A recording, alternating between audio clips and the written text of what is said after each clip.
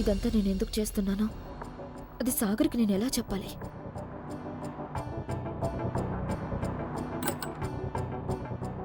తనొచ్చిన దగ్గర నుంచి నాకు మాట్లాడడానికి అవకాశమే దొరకలేదు. ఎలా చెప్పాలి తనకి? నాకు తనని పెళ్లి చేసుకోవడం కొంచెం కూడా ఇష్టం లేదని, కానీ నేను ఇవన్నీ బాబు సంతోషం కోసమే చేస్తున్నానని ఎలా చెప్పాలి? ఇవన్నీ ఏమీ అర్థం కావడం లేదు. నా కోసమే ఎదురు చూస్తున్నావా?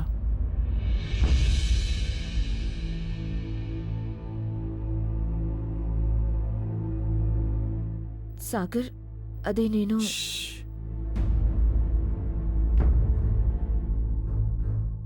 మనిద్దరికి పెళ్లి జరగబోతుంది. నేను నీకు గిఫ్ట్ తీసుకురాలేకపోయాను.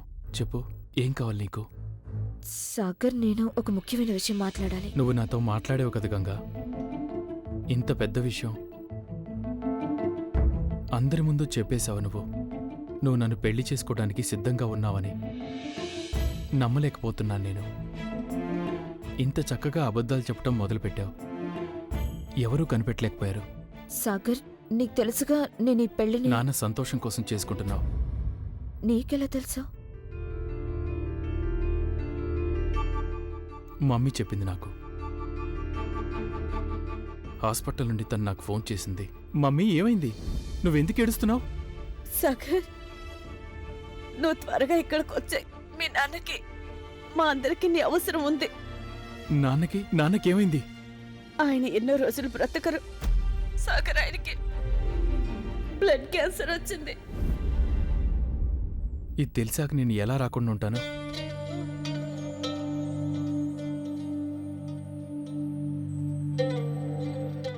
నాకు తెలుసు నీకు కూడా ఇది విని చాలా పెద్ద షాక్ తగిలింటుందని. అందుకే నన్ను పెళ్లి చేసుకోవటానికి నువ్వు అంగీకరించుంటావు. ఇప్పుడు అర్థమైంది నాకు, నువ్వు ఇదంతా నాన్న కోసం చేస్తున్నావు అని. అవునా?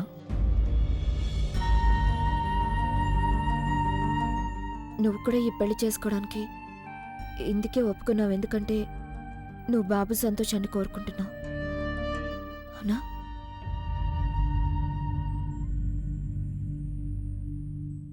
మమ్మీ నాకు చెప్పింది నువ్వు తన దగ్గర ఈ విషయం దాచావని. లేదు సాగర్, బాబుకి దీని గురించి తెలియాలని నేను అసలు అనుకోవడం లేదు.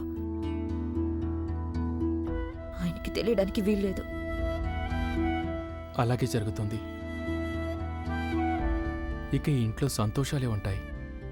నాన్న కళ్ళ ముందు సంతోషాలు తప్ప ఇంకేమీ ఉండటానికి వీల్లేదు. దానికోసం మనిద్దరం చివరికి పెళ్లి చేసుకుంటున్నట్టు నాటకం ఉండాల్సి వచ్చినా సరే. రైట్? రైట్. ఇప్పుడు పెళ్లి కేవలం మనకు మాత్రమే కాదు, మమ్మీ డాడీకి కూడా జరుగుతుంది. మనతో పాటు వాళ్ళు కూడా 7 అడుగులు నడుస్తారు. అదెలా? వాళ్ల మ్యారేజ్ యానివర్సరీ వస్తోంది.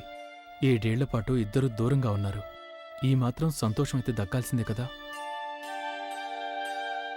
మరైతే చెప్పు, ఈ ప్లాన్లో నువ్వు నాకు పార్ట్నర్గా ఉంటావా గంగా?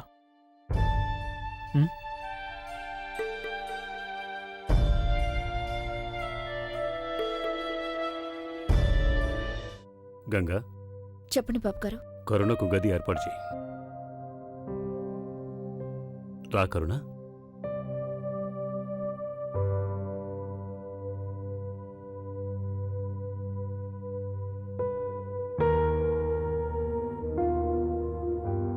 చూస్తున్నావు కొడలా, నిరంజన్ తీసుకున్న ఈ నిర్ణయం కారణంగా ప్రదీప్ సుప్రియల దాంపత్య జీవితం మున్ముందు కష్టాల పాలవుతుందని నాకు భయంగా ఉంది. ఇప్పుడిప్పుడే వాళ్ళిద్దరి మధ్య కొంత సఖ్యత కుదిరింది. నేను వెళ్ళి కరుణ ఉండడానికి గది సిద్ధం చేస్తాను. ఉండు గంగా, నిన్నిక్కడే ఉండమని చెప్పాను కదా నేను. బయట అందరు వెయిట్ చేస్తున్నారు, మనం వెళ్ళాలి అక్కడికి. ఇదిగో కొడలా, ఇంకో మాట చెప్తాను విను. నిరంజన్ ఇప్పుడు ఇక్కడ లేడుగా. నువ్వు తనకి నిదానంగా ఈ సంగతి చెప్పు. నేను మళ్ళీ బాబా దగ్గరికి వెళ్తున్నానని చెప్పు. నాకు నా నిరంజన్ కుదుటపడ్డమే అన్నిటికంటే చాలా ముఖ్యం. అది కాదమ్మగారు, ఇప్పుడెలా వెళ్తారు? అవును, బయట పాటలు పాడుతున్నారు. గోరింటాకు ఏర్పాట్లు కూడా అయ్యాయి. కోడలా, ఇన్నేళ్లుగా నేను నీకన్నీ నేర్పించాను కదా, అన్నీ నువ్వు చూసుకోగలవు. ఇక్కడ అదంతా నువ్వు చూసుకో, నిరంజన్ని కూడా చూసుకో. నేను పీరుబాబా దగ్గరికి వెళ్తాను. నిరంజన్ ఇలా కష్టపడుతుంటే నేను చూసి తట్టుకోలేను. కానీ అమ్మగారు, చాలా రాత్రి అయిపోయింది. వీల్లేదు, నేను మిమ్మల్ని ఇప్పుడు బయటికి వెళ్ళనివ్వను. చూడు, నేను సునీతి గారితో అన్నీ మాట్లాడుకున్నాను. ఆవిడ కూడా నాతో వస్తున్నారు. మేం కలిసే వెళ్తున్నాం. మేం కనుక రావడానికి 2-3 రోజులు పట్టినా సరే మీరంతా కంగారు పడకండి. ఇక్కడ మొత్తం అన్నీ నువ్వే చూసుకోకూడలా. సరే, నేను ఫోన్ చేస్తూ ఉంటాను. అది కాదత్తయ్య, కొంచెం నేను అరే, ఒకసారేమో మేలు ముసుగు తల్లి, ఇంకోసారేమో పీర్ బాబా అంటారు. మీరు ఇంకా ఏమేం చేస్తారు అమ్మగారు? మీకెందుకు అర్థం కావట్లేదు ఈ సమస్యకి ఎవరి దగ్గర పరిష్కారం లేదని?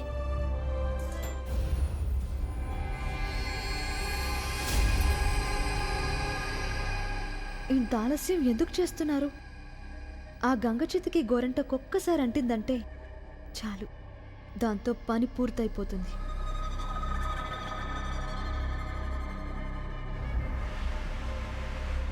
కూర్చో. ఇప్పటిదాకా ఎక్కడున్నావు గంగా?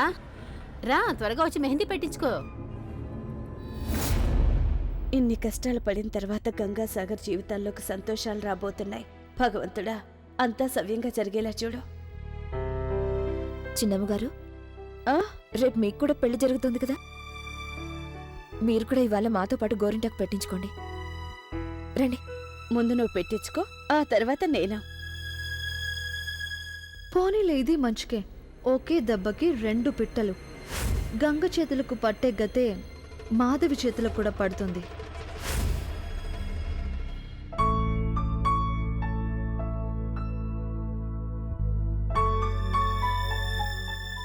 రా తల్లి.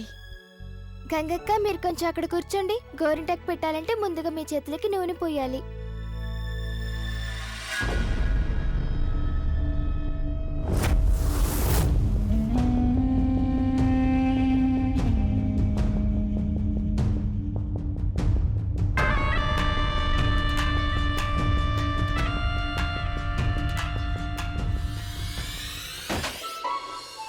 గంగా,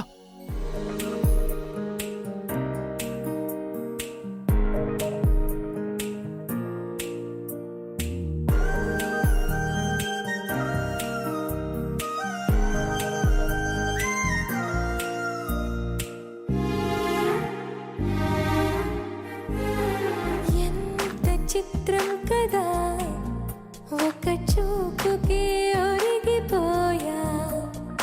ఎంత ఘోరం కదా, ఒక నవ్వుకే ఓడిపోయా.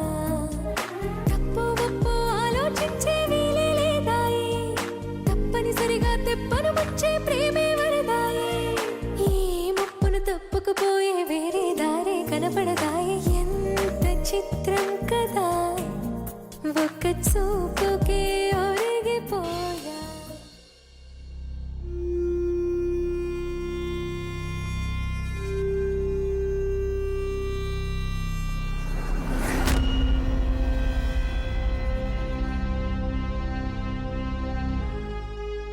సగం నీకేం కాలేదుగా? ఆ, గంగా, నీకేం దెబ్బ తగలేదుగా? మా అమ్మ ముందే ఊరికే నర్వస్ అయిపోతుంది. నాన్నగారు తన్ని కాపాడకపోతే ఏకంగా కింద పడిపోయేది. ఆ గోరింటాకు వల్లే కార్పెట్ కాలిపోయిందని ఎవరైనా చూసారంటే నేను చిక్కుల్లో పడిపోతాను. పోనీ పర్వాలేదులే. గోవిందయ్య గారు, ఇక్కడ కొంచెం శుభ్రం చేయండి. అబ్బే వదిలేండి, నేను క్లీన్ చేస్తానుగా. తంతు మొదలవడానికి ముందే అపశకునం జరిగిపోయింది. గోరింటాకంతా నీలపాలైంది. చాలా అపశకునం అని అంటారండి ఇది.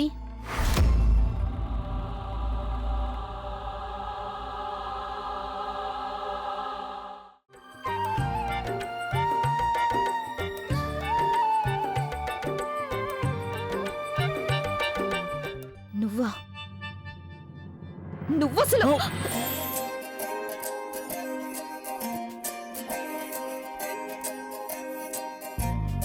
ఏమిటో ఇవాళ రెక్కలొచ్చినట్టు